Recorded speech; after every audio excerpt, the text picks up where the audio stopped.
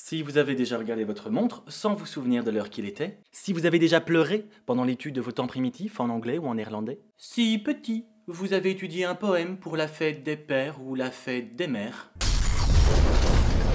Oups, pardon, je refais. Si vous avez étudié, petit, des poèmes pour la fête de votre parent 1 ou de votre parent 2. Bref, si pour vous la mémoire est un vaste chantier et que vous aimeriez en savoir un peu plus dessus, alors cet épisode est fait pour vous. Bienvenue dans le tréfonds de mon cerveau. Vaste sujet de discussion qu'est la mémoire. Alors, la mémoire, c'est quoi? La mémoire, comment ça fonctionne? Comment utiliser ses capacités pour mémoriser un grand nombre d'informations? Dans le système scolaire, les trous de mémoire sont considérés comme particulièrement monstrueux. En Belgique, les professeurs qui enquêtent sur la mémorisation sont membres d'une équipe d'élite appelée Unité spéciale pour les élèves. Voici leur histoire. Ok, on parle mémoire, c'est super. Mais en fait, c'est quoi la mémoire? Nos neurones communiquent entre eux par des signaux électriques et chimiques. Ils sont assemblés en réseau. C'est un petit peu comme une guirlande de Noël. Sauf que pour allumer la guirlande, eh bien en fait tu pourrais brancher la prise sur n'importe quelle ampoule. Un souvenir, c'est donc un circuit de neurones. Et considérant qu'il y a 100 milliards de neurones en moyenne dans la tête d'un adulte, eh bien ça fait beaucoup de chemin. Et donc beaucoup de souvenirs. Mais revenons-en aux bases. Il existe deux grands types de mémoire. La mémoire à court terme et la mémoire à long terme. Ce qui les distingue, c'est la durée du maintien d'une information en mémoire et la quantité d'informations qu'elles peuvent conserver. Concernant la durée du maintien, la mémoire à court terme ne conserve les informations que sur... du court terme! Court terme qui va d'une petite poignée de secondes à quelques minutes. Et concernant le nombre d'informations, la mémoire à court terme est très limitée. Généralement, le chiffre de 7 plus ou moins 2 unités revient. Par exemple, je vous montre cette suite de 5 caractères. Hop! Disparu. Alors, vous avez retenu? Facile. Allez, un peu plus compliqué. Avec 9 caractères cette fois-ci. Hop, disparu. Alors? La mémoire à court terme est donc un système de mémoire immédiate que nous utilisons pour retenir des informations sur le moment et qui nous sont bien utiles, comme par exemple un numéro de téléphone ou que sais-je. Mais c'est aussi la première étape d'une mémorisation à plus long terme. Si nous engageons un processus volontaire en répétant par exemple l'information, nous pouvons tout doucement la stocker dans la mémoire à long terme. Mais ça, c'est dans quelques secondes. Le concept de mémoire travail est parfois utilisé comme synonyme de la mémoire à court terme, mais ça fait référence à un système plus complexe qui permet non seulement de maintenir l'information, mais aussi de la traiter. De son côté, la mémoire à long terme permet de stocker des informations pendant plusieurs années, voire toute une vie. De plus, la mémoire à long terme est considérée comme pratiquement illimitée, ou en tout cas très vaste. Mais genre très vaste. Vraiment beaucoup. Très vaste. Voilà. La mémoire à long terme se décompose en différents systèmes de mémoire en fonction de l'information à traiter. On sépare donc la mémoire explicite de la mémoire implicite. La mémoire explicite ou mémoire déclarative concerne la mémorisation d'informations que nous pouvons exprimer avec des mots. Elle recouvre la mémoire sémantique et la mémoire épisodique. La mémoire épisodique, c'est le stockage des souvenirs, et ce depuis l'enfance. Sans celle-ci, nous pourrions nous souvenir de... rien. En fait, juste rien. Ça veut dire que je ne pourrais pas me souvenir de l'histoire de Bella, par exemple? C'est trop nul. Chaque souvenir stocké dans la mémoire épisodique dépend d'un contexte temporel. J'avais 11 ans, la première fois que j'ai embrassé. Et d'un contexte spatial. C'était à la plage.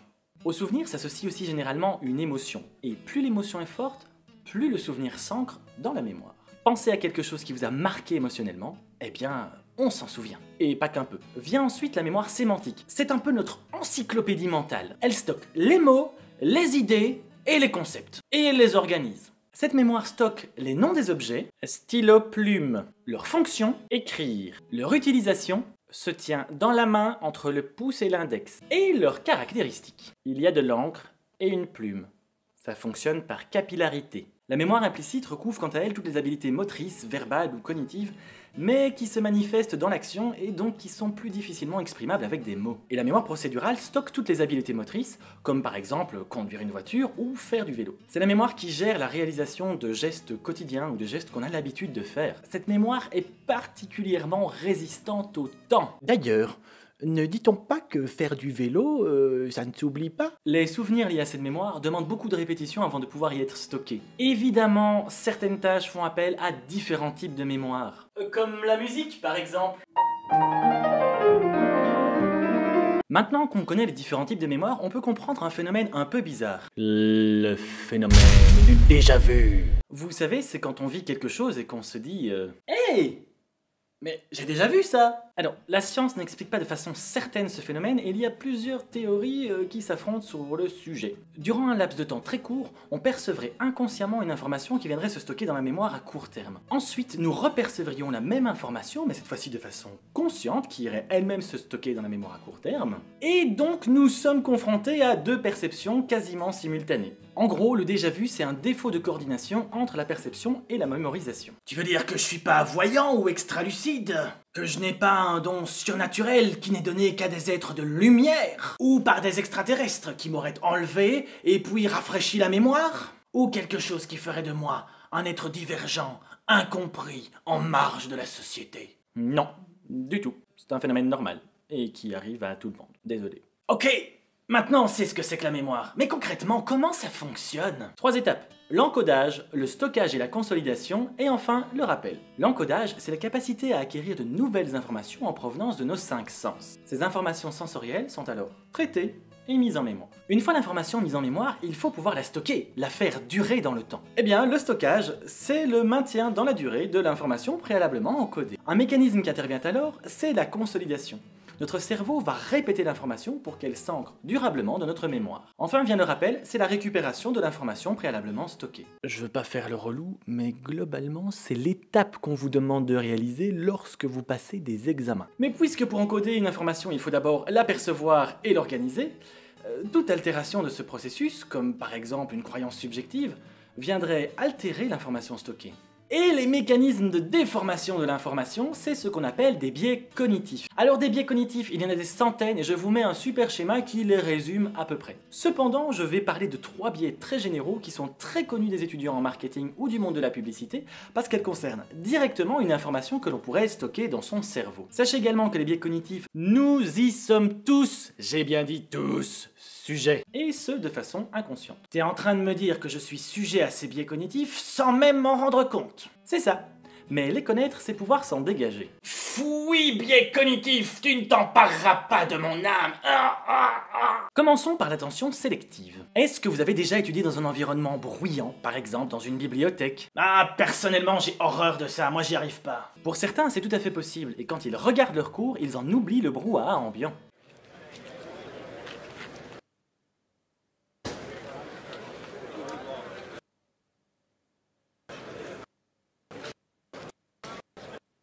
L'attention sélective, c'est un processus cognitif qui va permettre au cerveau de porter son attention sur des stimuli qui sont importants pour nous et de mettre de côté ceux qui ne le sont pas. Tout cela repose sur un système de filtres complexe qui permet de sélectionner les informations importantes en fonction de notre attention ou en fonction de nos attentes. Vient alors le deuxième biais cognitif qui est la distorsion cognitive. La distorsion cognitive, c'est un terme qui est apparu en 1967 et qui désigne le fait de déformer le réel par une interprétation erronée, de voir le monde de manière biaisée, conduisant ainsi le sujet à avoir des pensées négatives qui elles-mêmes sont source d'anxiété et de mal-être. Tellement de fun! Il s'agit en somme de déformer l'information perçue. Dans certains cas, on adapte l'information à nos croyances, on modifie l'information pour éviter ce qu'on appelle la dissonance cognitive. La dissonance cognitive, c'est cet état d'inconfort psychologique que nous avons lorsque nos croyances ou nos connaissances sont remises en question. Notre cerveau transforme alors l'information perçue, quitte à ce que l'information enregistrée soit bien loin de l'information réelle. Mais le réel existe-t-il?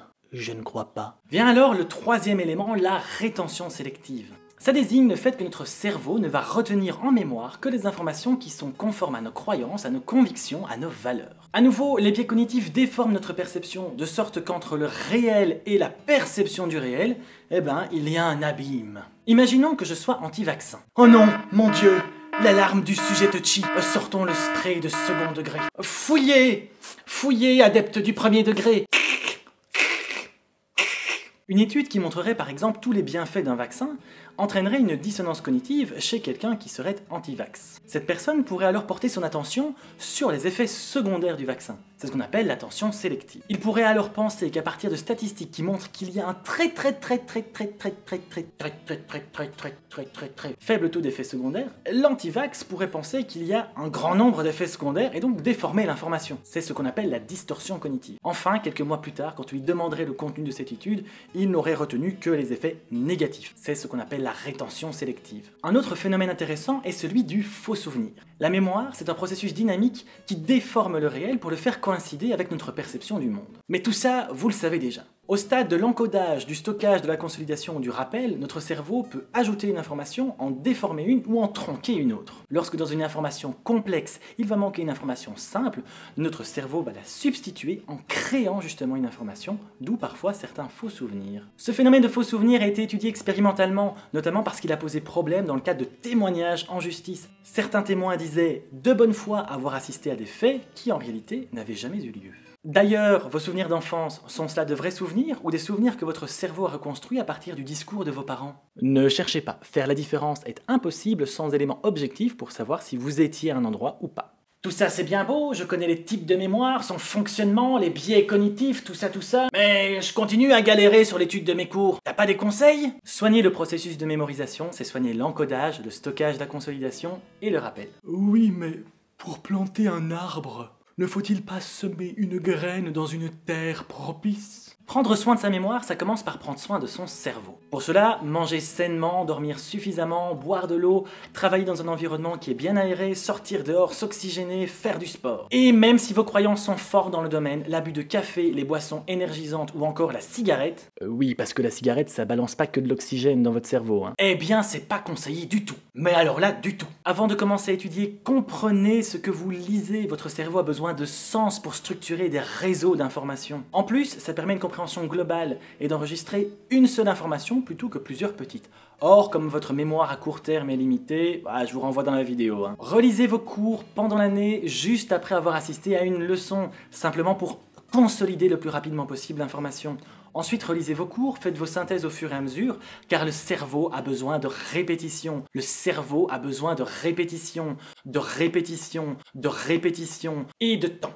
Utilisez différents stimuli, utilisez différents supports, pratiquez les notes linéaires, le mind map, le sketch note. Utilisez également divers sens, utilisez votre corps, comme je l'ai mentionné dans l'épisode sur les neuromythes. Variez ces styles d'apprentissage, c'est tout à fait positif. Lisez vos notes, mais lisez-les par exemple tout haut et déplacez-vous dans l'espace. Utilisez également des moyens mnémotechniques pour retenir des informations complexes. Vous connaissez par exemple tous le « mais où est donc Ornicard ?» Vous pouvez également inventer des moyens mnémotechniques comme le mot « escar » pour retenir encodage, stockage, consolidation et rappel. Je retiens personnellement les couleurs du spectre lumineux avec le mot « roche-bive » qui ressemble un peu à « rose beef » pour rouge, orange, jaune, vert, bleu, indigo, violet. Ou encore ce moyen mnémotechnique pour retenir les décimales du nombre d'or. Oh, nombre d'élégance! Toi, grandiose, étonnant, le nombre d'or. Où chaque mot, par son nombre de lettres, représente une décimale. Expliquez votre matière dans le vide comme si vous parliez à un public imaginaire. Ça permet déjà de structurer sa réponse et de voir si, lors du processus de rappel, vous arrivez à donner les informations d'une façon cohérente. Enfin, évitez les distractions. On éteint son téléphone et on stoppe les notifications sur les réseaux sociaux. Ce conseil était sponsorisé par l'association des vieux cons de Belgique. Voilà, j'espère que cette vidéo vous aura plu et que vous aurez appris 2-3 trucs. Évidemment, ça ne saurait remplacer un coaching donné par un professionnel ou des cours de méthodologie, ni évidemment remplacer vos cours. Mais bon, ça c'est vraiment une évidence, donc juste, voilà, allez au cours. Vous êtes beaucoup à m'avoir montré un bel intérêt sur la vidéo sur les neuromythes, je vous encourage à la revoir et la partager, la diffuser largement dans le monde entier. Vos retours positifs me donnent vraiment l'envie de continuer, donc du fond du cœur, merci, merci, merci et merci. Je vous dis à la prochaine, d'ici là, que la force pédagogique soit avec vous. Bisous chat!